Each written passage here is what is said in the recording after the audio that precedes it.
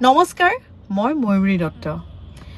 এটি সৰু কথা জনাবলৈ আপোনালোকৰ আগত এই ভিডিঅ'টি প্ৰস্তুত কৰিলো হেয়া হৈছে যোৱাকালিৰ পৰা বহুতে ফোন কৰিছে মেছেজেছ কৰিছে যে সোশ্যাল মিডিয়াত ইতিমধ্যে গম পাইছে যে মোৰ ব্যক্তিগত ফটোগ্ৰাফাৰ কুলদীপ ডেকা সকলোৱে জানে মোৰ মৰমৰ ভাইটি বুলি নলবাৰী ল'ৰা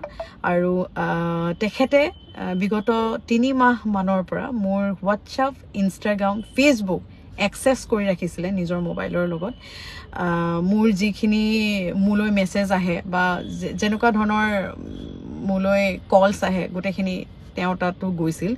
হেতু ডাঙৰ কথা নহয় মোক কোনে ফোন কৰিছে কোনে মেছেজ কৰিছে হেতু ডাঙৰ কথা নহয় ডাঙৰ কথা হ'ল যে ইমান ডাঙৰ বিশ্বাসঘাতকতা তেখেতে কিয় কৰিলে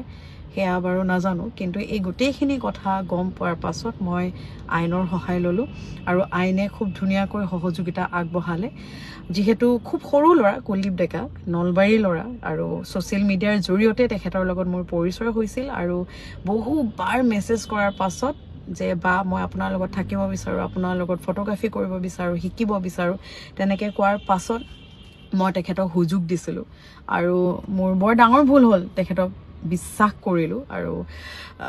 ফটো এডিট কৰে ফটোগ্ৰাফি কৰে কিছুমান ক্ষেত্ৰত মোবাইল তেখেতৰ হাতত দিব লগা হয় আৰু এতিয়াতো এনেকুৱা হৈছিল আমাৰ ঘৰখনত যে মই ৰাতিপুৱা শুই উঠি কি খাওঁ বা মোৰ ফোনটোত মই কাৰ লগত কথা পাতো কি ধৰণৰ কথা পাতো এভৰিথিং তেখেতে জানিছিল সকলোখিনি তেখেতে জানিছিল কুলদীপ নিজৰ ভাইটিতকৈও বেছি মৰম কৰিছিল বৰ ডাঙৰ বিশ্বাসঘাতকতা কৰিলে আমাৰ লগত কিন্তু কিয় কৰিলে তাতকৈ ডাঙৰ কথা কৰাটোৱে আসলতে অপৰাধ খুব দুখ লাগিছে বেছি নকওঁ বেছি কৈওতো লাভ নাই এতিয়া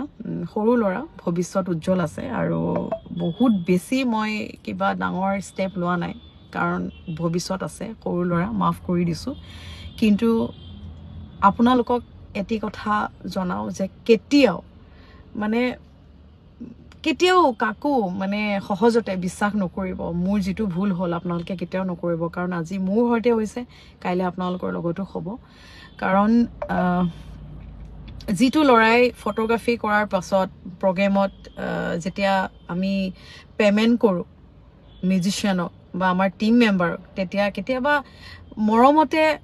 300-400 টকা বা 500 টকা বঢ়াই দিয়া হয় আৰু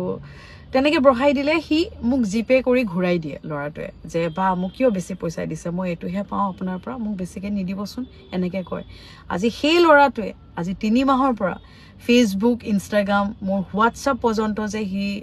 এক্সেস কৰি ৰাখিব পাৰিব বুলি ভবাই নাছিল 17 বছৰীয়া লৰা মাইনৰ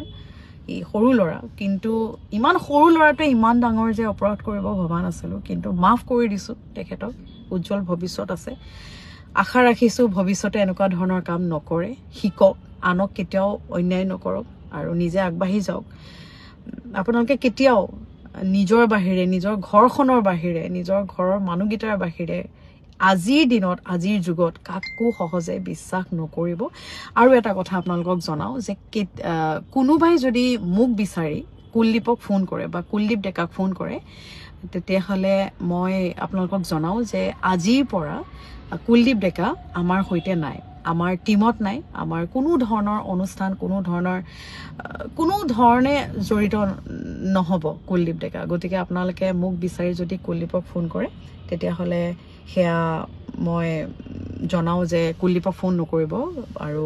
তেখেতে আগুৱাই যাওক নিজৰ ভৱিষ্যতটো গঢ়ক আৰু ইমান ডাঙৰ অপৰাধ কৰাৰ পাছত মোৰো মানে অকণমান মানুহৰ প্ৰতি বিশ্বাসটো কমি গল আৰু ভাইটি আছিলে ঘৰতে আছিলে মানে এনেকুৱা 1 মাহত 15 দিন আমাৰ ঘৰতে থাকে লৰাটো আৰু কেতিয়াবা ফটো এডিট কৰিবলৈ কিবা কৰিবলৈ মোবাইলটো দিয়াটো স্বাভাৱিক কথা কিন্তু সেইটোকে যে হি সুযোগ হিচাপে ল'ব আৰু এনেকুৱা ধৰণৰ কাণ্ড কৰিব বুলি ভবা নাছিল গতিকে গম পালো মাফ কৰিলো আৰু আইনেও সহযোগ কৰিলে তাৰ বাবে বহুত ধন্যবাদ আৰু যি সকলে সোশ্যাল মিডিয়াৰ জৰিয়তে বা ব্যক্তিগতভাৱে মোক ইমান সহযোগিতা আগবঢ়াইছে বহুত ধন্যবাদ